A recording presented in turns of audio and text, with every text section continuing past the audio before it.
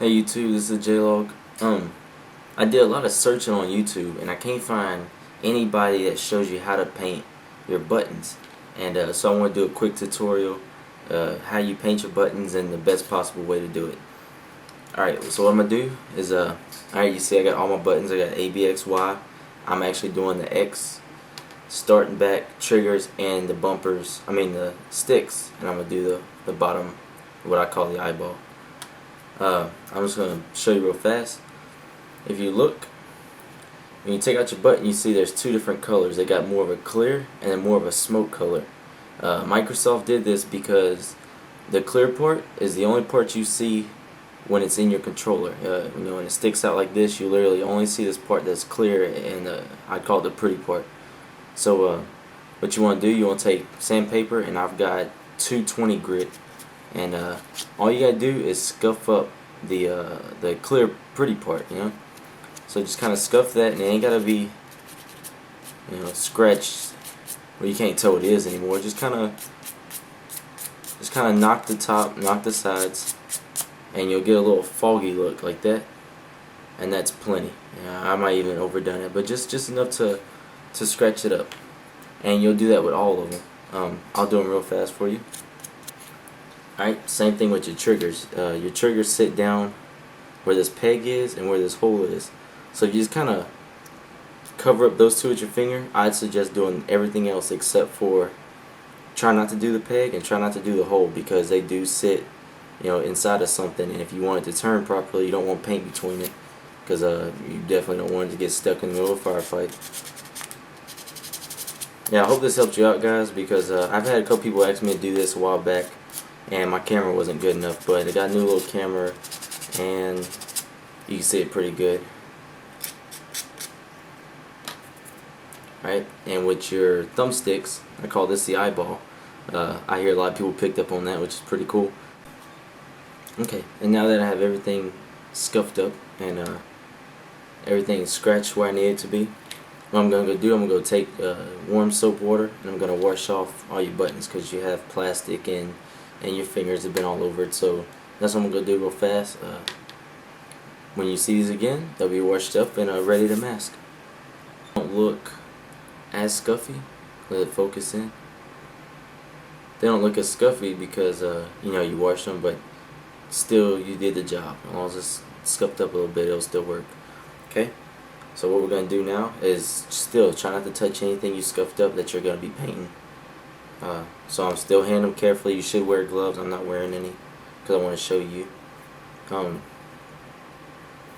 Get some painter's tape, and I suggest thin, maybe 1/4 of an inch. This is 1/2 inch roll or an inch roll.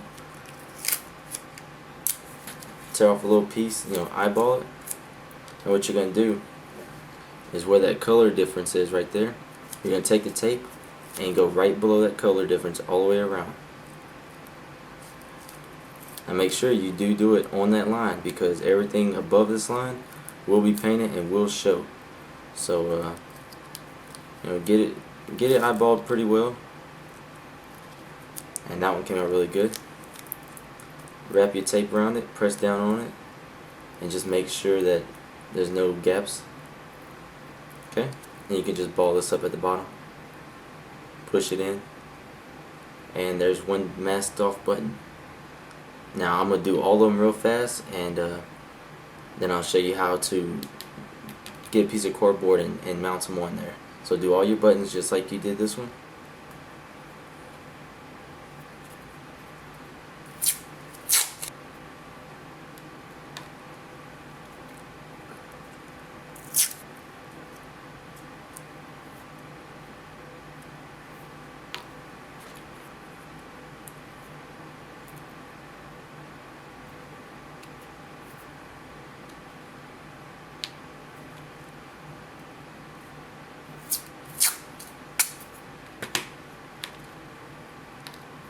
Alright, now you got all your buttons done. Here comes the trickier part. Now what we're going to do, same thing, you don't want to try to touch your button as much, but we're going to mask off this piece, which is your peg, and this piece, which is the hole. And you literally just want to get minimum coverage over the hole and a minimum coverage over just that peg area, because you do want to paint the rest, because about 80% of this trigger actually shows. Okay, and I'll see if you can see this. What we'll do is go right over this peg. We'll go where this lip is. You'll see like a faint color difference there, and you'll catch that lip just right. You'll catch it right on top of, catch it right there. Come over that brace. Come low as you can. Come back over that brace,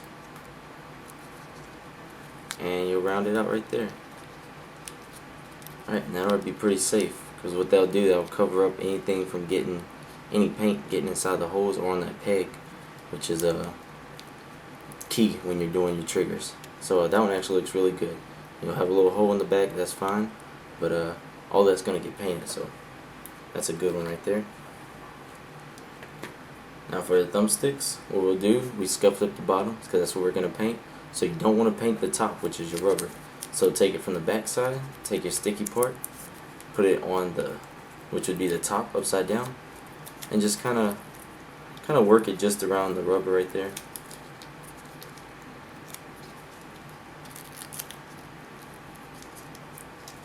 Okay, and then same thing, just kind of do a little twist at the top. So now you have all the rubber covered, but you have all the plastic showing. So that's a good one. Alright, there's all your buttons, your triggers, and your thumbstick maxed off. Now what I'm going to do, I'm going to take this outside, and I'm going to show you how to paint it. And what this is going to do is going to kind of get into the plastic a little bit and help your paint stick. And all you need is a very, very light coat, because your buttons and stuff are so small, you don't need anything heavy on it. Alright, so what we're going to do is I'm going to take your adhesion promoter, I'm going to hit it one time all the way across and back all the way across, and that's it. We'll let it sit for 30 minutes. I'll edit it out, come right back. We'll hit it with the paint with 2 coats, doing about 3 minutes in between each coat, and that's all it is to it. So you're going to watch me spray it, and here we go.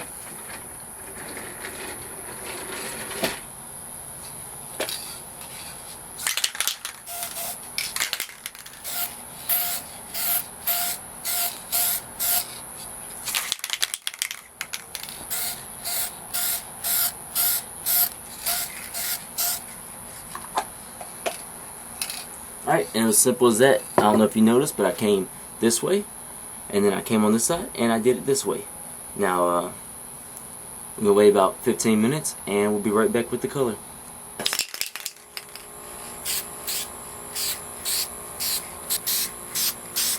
Alright, there's your first coat.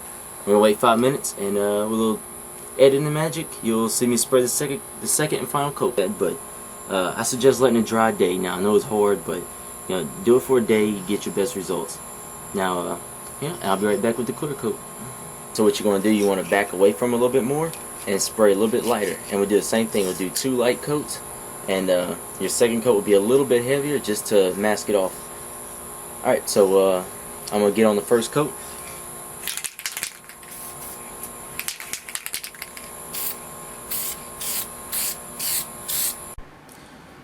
Alright guys, so it's the next day, and let my pieces dry. It's been about 20 hours. I suggest 24, you know, give or take a few. 20's alright.